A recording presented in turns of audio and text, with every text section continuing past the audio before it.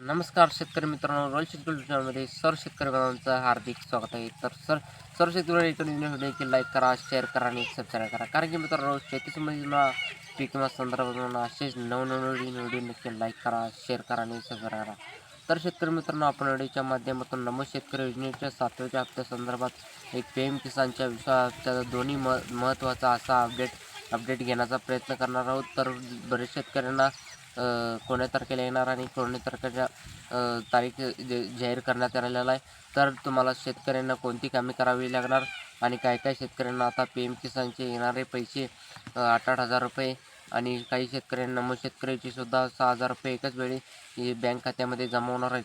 तर हे पैसे कोणा शेतकरी बांधवांच्या खात्यामध्ये जमा होणार याच्या संदर्भात संपूर्ण डिटेलमध्ये अपडेट घेण्याचा प्रयत्न करणार. तर नमस्कार मित्रांनो, रॉयल शेतकरी सर्व शेतकऱ्यांचं हार्दिक स्वागत आहे. तर शेतकरी मित्रांनो, आपण जेणेकरून शेती संबंधित पीक विमा संदर्भात असे नवनवीन लाईक करा, शेअर करा आणि सबस्क्राईब करा आणि व्हिडिओला सुरुवात करूया.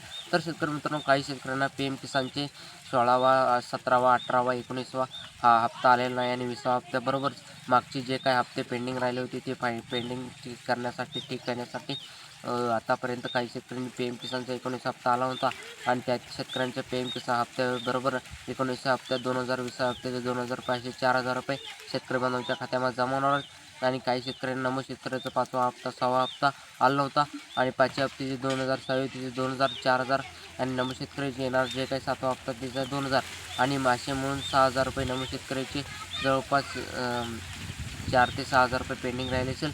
तर ते PM किसानचे काही मागचे पेंडिंग हप्ते 10 ते 12,000 रुपये शेतकरी बांधवांच्या खात्यामध्ये मागील पेंडिंग हप्त्याचे येऊ शकतात. तर त्या शेतकऱ्यांचे एकच सांगणं आहे की त्या शेतकऱ्यांना PM किसानचे जर सगळे कामे करायचे असेल तर ते जर कामे केली नसेल तर त्या शेतकऱ्यांना कोणतेही कामे करायचे पुढचे हप्ते येण्याकरिता.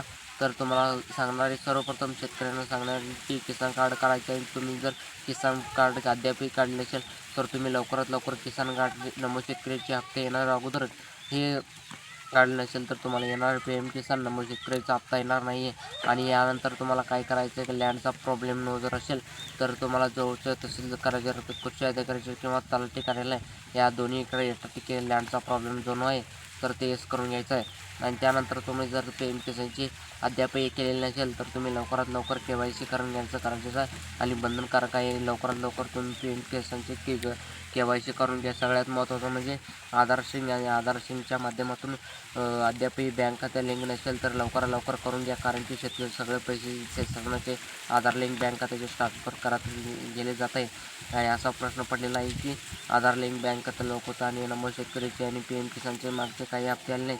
तर हे लिंकसुद्धा असूनसुद्धा का आलं नाही याचं कारणसुद्धा तुम्हाला सांगतो. आणि आधार लिंक अगोदर होतं आणि आता आधार लिंक नाही आहे आणि पडलेला काही प्रॉब्लेम अनलिंक झालेला आहे आणि त्यामुळे जर असेल तर तुमचा डबल तुम्हाला आधार लिंक करावं लागणार आहे आणि तर तुम्हाला बँक खात्याचे जे काही पैसे डबल चालू करावं लागणार आहे.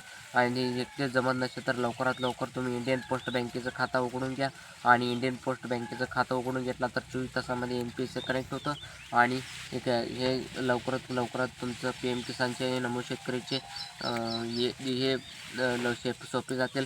तर पुढचा प्रश्न आहे की काही शेतकऱ्यांनी कमेंटमध्ये विचारतात असतात की राज्य सरकारचे सांगितलं होतं म्हणजे मुख्यमंत्री देवेंद्र फडणवीस सांगितलं होतं नमो शेतकरी योजनेच्या माध्यमातून वाढ करणार आणि वार्षिक 6,000 रुपये 9,000 देणार असे हप्ते 2,000 रुपये जे काही सध्या घटना ते येत आहे तर तुम्हाला निधीमध्ये वाढ करण्याचे सांगितलं होतं आणि ते करणार आहे. तर मित्रांनो, व्हिडिओमध्ये एवढंच. व्हिडिओ नक्की लाईक करा, शेअर करा आणि सबस्क्राईब करा. जय महाराष्ट्र.